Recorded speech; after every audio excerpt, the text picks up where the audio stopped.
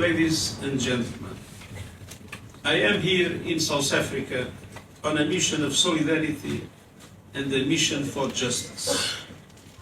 And I'm here at a critical time as South Africa assumes the presidency of the G20. This continent's potential is without question. Africa is home to a young and growing population, rich cultural and natural diversity, and a tremendous entrepreneurial spirit. Before we get back to the full video, let's set the stage. The UN Secretary-General visited South Africa as it comes at a critical time as the country assumes the presidency of the G20 for the upcoming year. While speaking to reporters in Pretoria, Secretary-General Antonio Guterres said that he is currently on a mission of solidarity and a mission for justice, reiterating that Africa needs financial justice, climate justice, and technological justice. Africa has enormous potential, he said, but the continent continues to be held back by injustices that are deeply rooted in the history of colonialism. Now let's watch. Honourable Ministers and ladies and gentlemen of the media, it is wonderful to be back in South Africa. And I thank President Ramaphosa and Minister Lamola for receiving me today. As we speak, we are witnessing the reshaping of the Middle East, with the changes in the correlation of forces among the key regional actors, with the immense tragedy of the Palestinian people, whose right for self-determination and whose right to have their own state must be constantly reaffirmed. But we also see some signs of hope, and signs of hope namely coming from the end of the Syrian dictatorship. The UN is totally committed to supporting a smooth transition of power with an inclusive political process in which the rights of all minorities will be fully respected, and paving the way towards a united, sovereign Syria with its territorial integrity fully re-established. My special envoy, Geert Pedersen, is engaging all key actors to contribute to these objectives, and I fully trust the Syrian people to be able to choose their own destiny. Ladies and gentlemen, I am here in South Africa on a mission of solidarity and a mission for justice. And I'm here at a critical time as South Africa assumes the presidency of the G20. This continent's potential is without question. Africa is home to a young and growing population, rich cultural and natural diversity, and a tremendous entrepreneurial spirit. But this enormous potential continues to be held back by injustices that are deeply rooted in the history of colonialism. Injustice in today's global financial system, which loads countries with debt service costs while denying them access to sufficient low-cost financing to fight poverty, inequality and hunger, and advance the Sustainable Development Goals. Injustice in worsening climate chaos, which Africans did virtually nothing to cause, that fuels everywhere in Africa floods, storms, hunger, and deadly droughts. I stand side by side with President Ramaphosa and the people of Africa in this fight for justice on all fronts. Africa needs financial justice. In September, world leaders adopted the Pact for the Future. And the Pact includes commitments for ambitious reforms to make the international financial architecture representative of today's global economy and put the needs of developing countries front and center. It calls for action to move forward with an SDG stimulus, to substantially increase the lending capacity of multilateral development banks, to make them bigger, bolder, and better to support developing countries, and to mobilize more international and domestic resources, public and private, for vital investments. Last week, I appointed a group of leading experts to galvanize international support for action on debt, and I'm delighted that Trevor Manuel will be part of this important work. Second, Africa needs climate justice. The continent stands on the front lines of the climate crisis. Despite causing minimal emissions, climate change is pummeling your people and only your economies. Africa is warming faster than the global average. We must limit global temperature rise to 1.5 degrees Celsius to stop this crisis from spiraling even further out of control. By next year, countries must deliver new economy-wide national climate action plans, the so-called NDCs, aligned with 1.5 degrees. And as the biggest emitters, the G20 must lead the way. These new plans must cover all emissions and the whole economy, accelerate fossil fuel phase-out, and contribute to the energy transition goals agreed at COP28. And developed countries must also support emerging economies with technological capacities and know-how to drastically reduce fossil fuel consumption and accelerate the renewables revolution swiftly and fairly.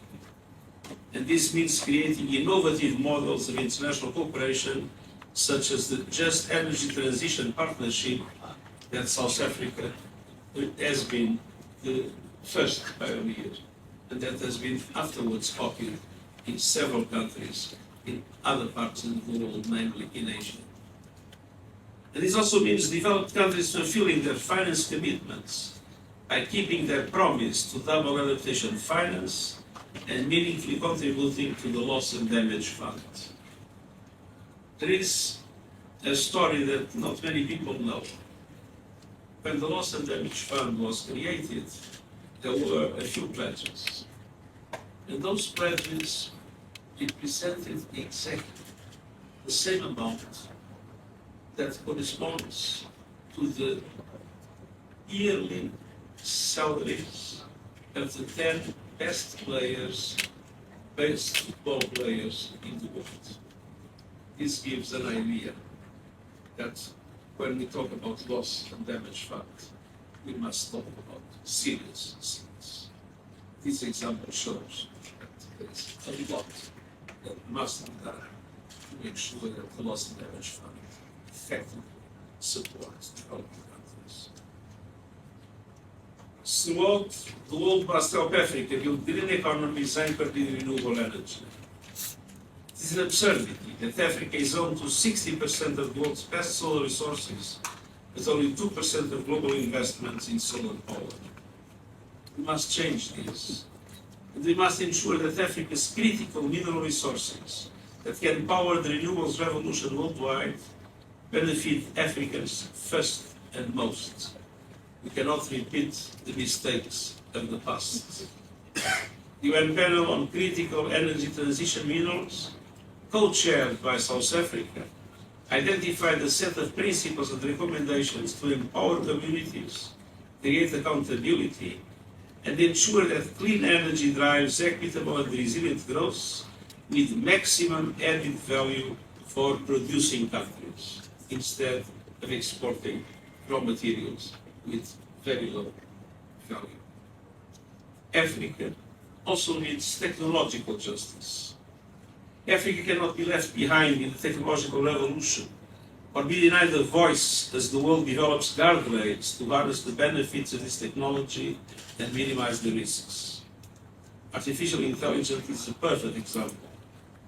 The Global Digital Compact, adopted in September, includes the first universal agreement on AI governance that brings every country to the table. It calls for an independent international scientific panel on AI and initiating a global dialogue on the governance within the United Nations.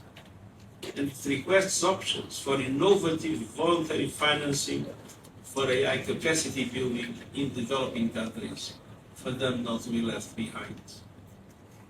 And fundamentally, Africa also needs the justice that only peace can bring. The United Nations will keep working to prevent and diffuse the conflict that plague the continent in close cooperation with African regional organizations. This includes the nightmare in Sudan, We need all parties silencing the guns and committing to a path towards sustainable peace and accountability for the Sudanese people. We also strengthen our collaboration to advance human rights and counter terrorism as well as violent extremism. The UN Security Council's recent resolution to support African-led peace operations is a welcome step towards strengthening our partnership. And we must heed the pact for the future's call to explore expanding representation on the UN Security Council, a glaring example of injustice in the international peace and security architecture. Africa remains without one single permanent member of the Security Council, which is completely unacceptable. Ladies and gentlemen, as this year draws to a close, I have a simple message. 2025 must be a year of justice for Africa. I look forward to working with the G20 presidency of South Africa to help deliver justice for the people of this great continent.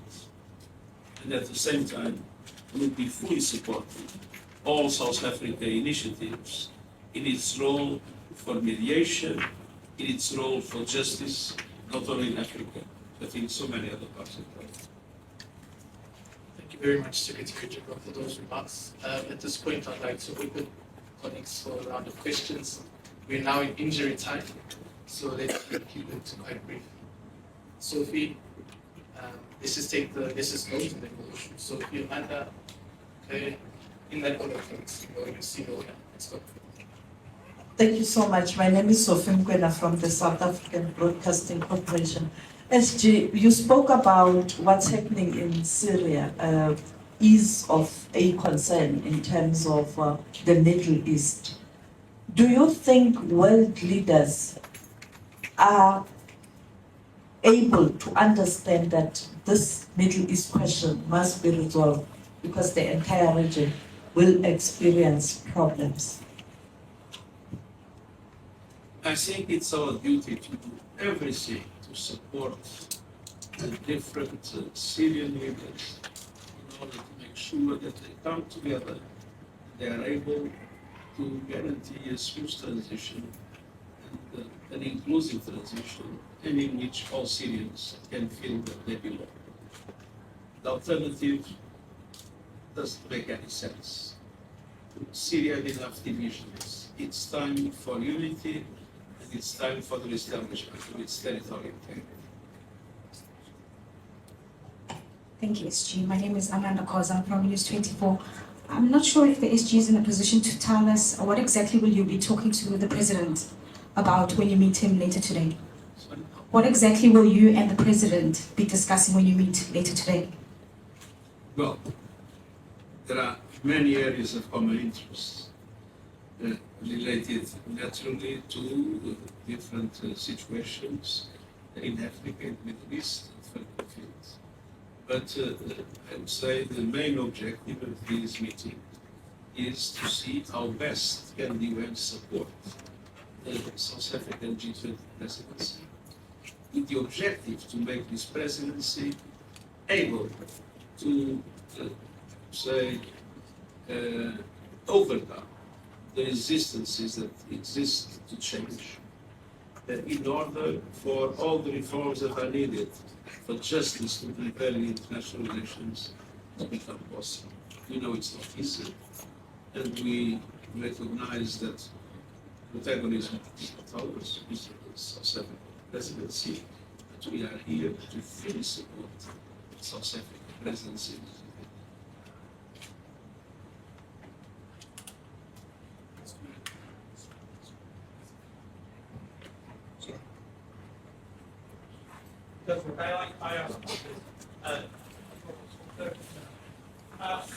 Where we could see the first African countries to enter the Security Council as the permanent members, and how important is the influence of the Global South on the work of the organization?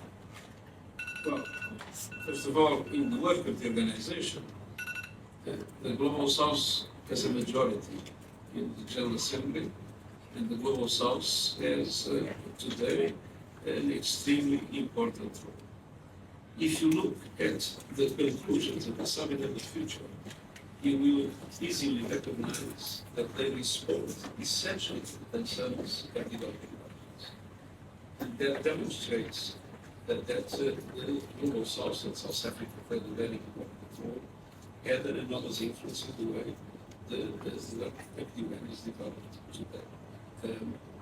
But you had a first question. It's when the first African countries will enter the Security Council's permanent members. At the present moment, we have, I would say, a consensus of the P5 that two permanent African members should exist in the Security Council. So the most difficult obstacle is overcome. Now, obviously, the committee that is working in the General Assembly on the reform of the Security Council has dramatically changed its procedure. In the past, they would not even be able to have papers. It was a kind of a secret discussion. And the Secretary General was reprimanded